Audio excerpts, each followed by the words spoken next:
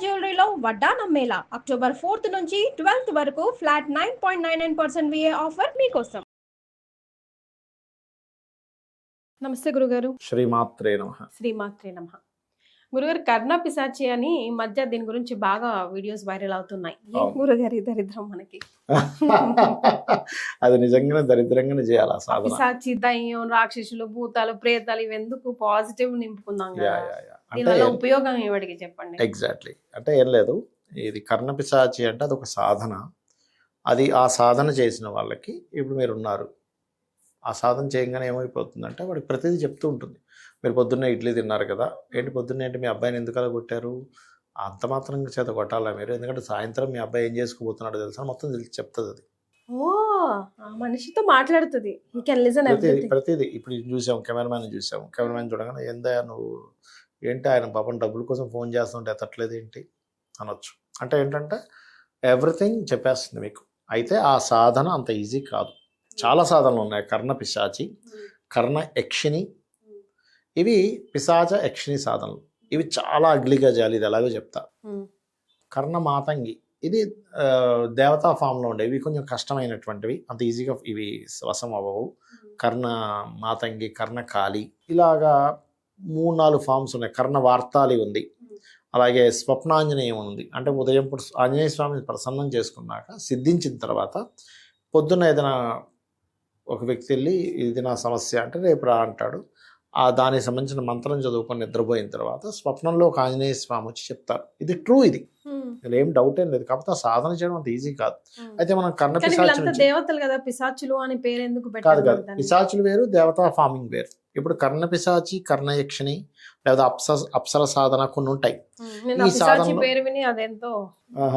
అయితే చెప్తా వినండి. ఈ పిశాచి సాధనలు ఎక్కడ చేస్తారు అంటే, పిశాచి సాధనలు ఏదైనా కఠినమైన సాధనలు ఎప్పుడు కూడా శ్మశానంలో చేస్తారు, లేకపోతే నిర్జీవంగా అంటే అసలు ఎవ్వరూ తిరగనటువంటి ప్రదేశం ఉంటుంది, అక్కడ చేస్తారు. లేదు నది, క్షేత్రం ఇలాంటి, లేదా కొండ మీద ఇలాంటి ప్లేసెస్లో చేయాలి.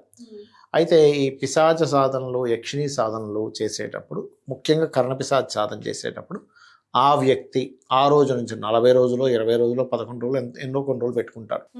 వాళ్ళు స్నానం చేయరు, పళ్ళు తోముకోరు, అక్కడే వేరుగుతారు, దాన్ని ఒంటికి పోసుకుంటాడు, అక్కడే ఒంటికి పోతాడు, అక్కడే పడుకుంటాడు.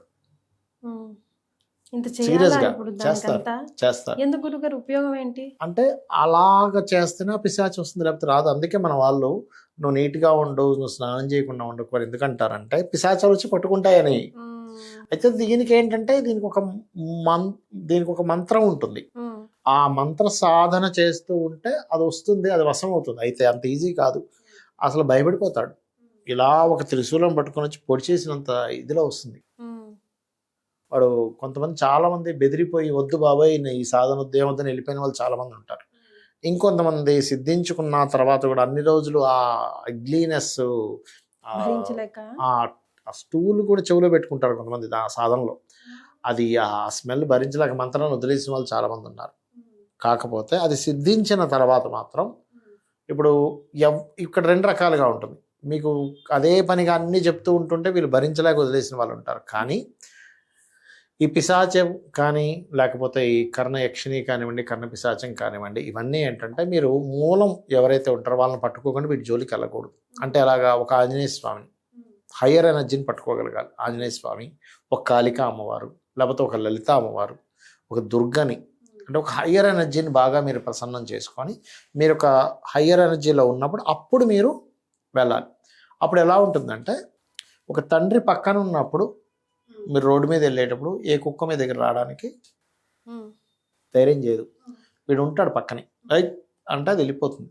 మీరు సింగిల్గా వెళ్ళాలంటే తండ్రి లేకుండా అంటే ఆ రూట్లో ఎవరు వెళ్ళినా ఆ కుక్కలు వాడిని తినేస్తాయి, కరిసేస్తాయి అనే రూట్లోకి చిన్నపిల్లడు వెళ్ళాలంటే ఎంత కష్టమో, అలా హయ్యర్ ఎనర్జీని ఎప్పుడు కూడా మనం కంట్రోల్లో, అంటే మనం దాన్ని ప్రసన్నం చేసుకోండి. వీటి జోలికి వెళ్ళకూడదు. ఫస్ట్ అసలు సర్వసాధారణంగా ఏం జరుగుతాయంటే వీటి జోలికి వెళ్ళేటప్పుడు ఫస్ట్ ఆఫ్ ఆల్ ఆ హయ్యర్ ఎనర్జీ కల్లో కనబడి వస్తుంది.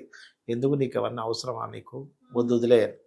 అది కూడా కాంబినేషన్స్ ఉండాలి జన్మజాతకంలో. అంటే హయ్యర్ అంటే దేవతా ఎనర్జీ అంటే పిశాచ ఎనర్జీ రెండింటిని బ్యాలెన్స్ చేసుకునే కాంబినేషన్ ఉంటుంది కొంతమందికి. అలాంటి వాళ్ళకి మాత్రమే అవి సిద్ధిస్తాయి, అదర్వైజ్ సిద్ధించవు. సింగిల్గా వీటి జోలికి వెళ్తే వీళ్ళకి ఇబ్బంది వస్తుంది. చనిపోయిన వాళ్ళు కూడా ఉన్నారు ఇలాంటి సాధనలో. కోమాలోకి వెళ్ళిపోయిన వాళ్ళు ఉన్నారు, ఏమో పిచ్చి వాళ్ళు అయిపోయిన వాళ్ళు ఉన్నారు. అయితే ఇక్కడ నేను చెప్పేది ఒకటి, ఇలాంటి సాధన జోలికి వెళ్ళకపోవడమే ఫస్ట్ కరెక్ట్. దేవతా సాధనలోకి వెళ్ళొచ్చు. ఇప్పుడు కర్ణ మాతంగి ఉంది, కర్ణ వార్తాలి ఉంది, ఓకే, కర్ణ కాళీ ఉంది, లేదా ఇందాక మనం అనుకున్నట్టు చాలా రకాల సాధనలు ఉన్నాయి. ఇవి కొంచెం కష్టం. అయితే వీటికి కూడా చితాభస్మం కావాలి. చితాభస్మం పెట్టుకొని దీన్ని చేస్తారు. అయితే మీరు ఏదో మీరు జపం చేస్తే వచ్చేస్తుంది అనుకుంటే అది ఇంకా ఉత్తదే, మీరు ఎన్ని సంవత్సరాలు చేసినా రాదు. తన్మయత్వంతో, ఒక ప్రేమతో, ఒక అమ్మవారిని పూజ చేస్తున్నాను భావనతో చేసి నిస్వార్థంగా ఈ విద్యని వాడు ఎవరిని ఏమి చేయనని మాట ఇవ్వాలి. అంటే ఈ విద్యను వాడేసి ఎవరన్నా భయపెట్టేసి నువ్వేదేదో చేస్తానంటే మళ్ళీ నీకే తిప్పి కొడుతుంది. కానీ అలాంటి వాళ్ళు కూడా ఉన్నారు కదా గురుగారు సమాజంలో. ఉంటారు. కాకపోతే దాని ఫలితం అది అనుభవిస్తారు.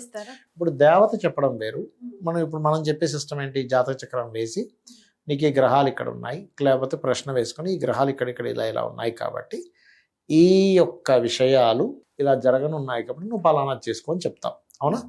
ఇదేంటంటే దేవతా విద్య. అంటే దేవత చెప్తుంది వచ్చి, ఈ వ్యక్తి వచ్చాడు కదా ఈయన పూర్వజన్మలో, ఎందుకంటే మనకి వెనక జన్మలకు 1-2 జన్మలకు వెళ్ళొచ్చు జాతక చక్రంలో, లేకపోతే ముందుకు వెళ్ళొచ్చు. అక్కడ ఉండేటువంటి జాతక చక్రంలో ఉండే గ్రహాలను చూసి మనం చెప్పొచ్చు, అందులో ఎటువంటి సందేహం లేదు, ఇది శాస్త్రం కాబట్టి. అక్కడ ఏం చెప్తుంది అంటే దేవత చెప్తుంది, వీడు పలానా జన్మలో పలానా పాపం చేశాడు, ఈ పాపానికి ఇది ప్రాయశ్చిత్తం ఇది చేసుకోవాలి, ఈ క్షేత్రానికి వెళ్ళాలి, లేకపోతే ఇది చేయాలి, అప్పుడు ఇతనికి విముక్తి కలుగుతుంది. దేవత చెప్తుంది. దేవత చెప్పే విద్యలు కొన్ని ఉంటాయి, కాకపోతే అంత సులభం కాదు. మీలో ఎంతో జెన్యూనిటీ ఉండాలి దేవత వచ్చి మీ దగ్గరికి రావాలంటే. అంటే మీలో మూఢనమ్మకం కాదు, మీలో ఉండే ప్యూరిటీని బట్టి దేవత మీకు దగ్గర అవుతుంది. అంటే ఇది మూఢనమ్మకం వేరు. నేను అనేది ఏంటంటే ఒక దేవతా విద్య, ఇది విద్య. అదే ఈ దేవతా విద్య. దేవత మీకు ప్రసన్నం అవ్వాలంటే ఫస్ట్ మీలో కంప్లీట్ జెన్యూనిటీ ఉండాలి, కల్మషం ఉండకూడదు, ఒకరి మీద ఏడుపు ఉండకూడదు. మీరు చాలా జెన్యూన్గా దేవత తప్పితే నాకు ఇంకోటి ఏమీ వద్దు అనే భావనతో మీరు అదే పనిగా మీరు చేస్తే అప్పుడు ఆ దేవత మీకు ప్రసన్నం అవుతుంది. ఆ ప్రసన్నమయ్యే విషయంలో కూడా చాలా పరీక్షలు ఉంటాయి. అంటే ఫస్ట్ మీకు గజ్జల శబ్దం వినిపిస్తుంది, దీనిలో రెవెల్స్ చెప్తా చూడండి. గజ్జల శబ్దం వినబడ్డప్పుడు భయపడిపోయిన వాళ్ళు అక్కడికి ఆపేసిన వాళ్ళు చాలా మంది ఉన్నారు దేవతా విద్యల్లో కూడా. అమ్మ బాబోయ్ అని. ఇంకొన్నిసార్లు ఇంటి మీద ఏదో పెద్ద రాళ్ళు పడ్డట్టుగా అనిపిస్తుంటుంది, ఎక్కడ నిర్జల ప్రదేశంలో చేస్తారు కదా. మూడోది ఏంటంటే వీళ్ళకి ఒక్కొక్కసారి పైన వచ్చి కూర్చున్నట్టుగా అనిపిస్తుంది లైవ్గా, నాకు అర్థం కాదు, అప్పుడు వదిలేసిన వాళ్ళు ఉన్నారు. కానీ ఇవన్నీ కాదు, ఎలా అయితే నరసింహస్వామిని ప్రహ్లాదుడు చూసి అందరూ భయపడుతున్నా కానీ నా స్వామి కదా, ఏ ఆకారంలో ఉంటాడు, ఏ ఫామ్లో ఉంటాడు మా అమ్మే. ఇప్పుడు అమ్మ మొహాన్ని మసిపూసుకుంది, అమ్మ కాకుండా పోదుగా, జుత్తు విరబూసుకుంది, కోపంగా ఉంది, అమ్మ కాకుండా పోదుగా. అమ్మే కాకపోతే కోపంగా ఉంది, అమ్మే కాకపోతే మొహానికి ఒక పౌడర్ రాసుకుంది తెల్లగా. కానీ నేను అమ్మని అమ్మగానే ఎలా చూస్తానో ఆ ఫామ్లో ఉన్నటువంటి ఆ భగవంతుని, ఆ పరమాత్మని, ఆ యొక్క శక్తి స్వరూపిణి అయినటువంటి అమ్మవారిని నేను ఇంకా భయపడకుండా అలాగా ఉండగలిగితే అప్పుడు ఆ దేవత ప్రసన్నమై మనకి అందిస్తూ ఉంటుంది ప్రతిదీ కూడా. అప్పుడు దాన్ని మనం ధర్మబద్ధంగా వాడగలగాలి. అంతేగాని మనకి తెలిసిందిగా ప్రతి ఒక్కరిని భయపెట్టే, సరే నువ్వు ఇప్పుడు 10 లక్షలు పెట్టి పూజ చేసుకోకపోతే నీ పని ఢమాల్ అంటే మళ్ళీ వెళ్ళిపోతుంది. ఏదో కొన్ని రోజులు ఉంటుంది, తర్వాత ఆవిడ వెళ్ళిపోకపోయినా పోనీ ఆవిడున్నా ఈ కర్మ అనేది ఒకటి ఉంటుంది. నువ్వు అవతల వాడిని భయపెట్టి మోసం చేసి ఏదో చేసి నువ్వు సంపాదించిన ధనం అంతా ఇది కర్మలోకి మారి మళ్ళీ వీడు కొన్ని జన్మలు ఎక్కడెక్కడ తిరగాల్సి వస్తుంది. అది ఈ వీడియో మేము చేయడానికి గల కారణం ఏంటంటే తద్వారా మీకు డైరెక్ట్లీ ఆర్ ఇండైరెక్ట్లీ ఇన్ఫర్మేషన్ ఇస్తున్నాం. దేన్ని పెట్టుకోవాలి, దేన్ని పెట్టుకోకూడదు, దేన్ని నమ్మాలి, దేన్ని నమ్మకూడదు. ఏదైనా సాధనే అదేదో పాజిటివ్ వేలో సాధన చేసుకుంటే. పాజిటివ్ వేలో సాధన చేయాలంటే ఏం లేదండి, మనకి సింపుల్. రాక్షసులు కూడా పెద్ద పెద్ద సాధనలు చేశారు, వరాలు పొందారు. తర్వాత ఏం చేశారు, వాళ్ళు నెగిటివ్ కోణంలో వెళ్ళడం మొదలుపెట్టారు. ప్రతి ఒక్కరిని భయపెట్టడం, ఇంద్రుడిని పంపించేసేయడం, పంచదిక్పాలని వాళ్ళ చేతుల్లో పెట్టడం. అదే పాజిటివ్గా వాడంటే వాడికి విష్ణువే వచ్చి ఇంకో వరం ఇచ్చేవాడుగా. ఇక్కడ ఏమైపోయింది, విష్ణువే వచ్చి సంహరించడానికి విష్ణువు రావాల్సి వచ్చింది. అంటే నీకున్న పవర్ని నువ్వు దుర్వినియోగం చేసుకుంటేనేమో నువ్వు అంతమైపోతావు, నీ కర్మ నిన్ను అలా కాల్చేస్తుంది. నువ్వు సద్వినియోగం చేసుకుంటే మంచి కర్మలు ఉంటాయి. ఆ సాధన తప్పు కాదు, సాధన ద్వారా నువ్వేం చేస్తున్నావు అంటే నీకు వచ్చిన డబ్బు ఉంది, నీకు నువ్వు ధనం రూపంలో సంపాదించుకున్నావు. ఇక్కడ సాధన రూపంలో పవర్ అనుకుంటే అక్కడ ధనం రూపంలో సంపాదించావు. ఈ ధనం రూపంలో వచ్చిన సంపాదన నువ్వేం చేస్తున్నావు, నీకు బాగా డబ్బులు వచ్చాయని కుకేను హెరోయిన్ లాంటివి తిన్నావు, పోలీసులు పట్టుకున్నారు, గంజాయి తాగుతున్నావు, లేకపోతే ఇంకో ఏదో అయింది, నీ హెల్త్ పాడైపోయింది. ఎవరు పాడైపోయారు? ఇప్పుడు నువ్వే పాడైపోయావు. అలాగే ఒక పవర్ని నువ్వు ఎలా వాడుకుంటావు, పవర్ అనేటువంటిది ఉంది, ఇట్స్ ట్రూ. ఆ పవర్ని నువ్వు ఎలా వాడుకుంటావు అనే దాన్ని బట్టి నీ భవిష్యత్తు నిర్ధారణ ఉంటుంది. సూపర్ గురుగారు.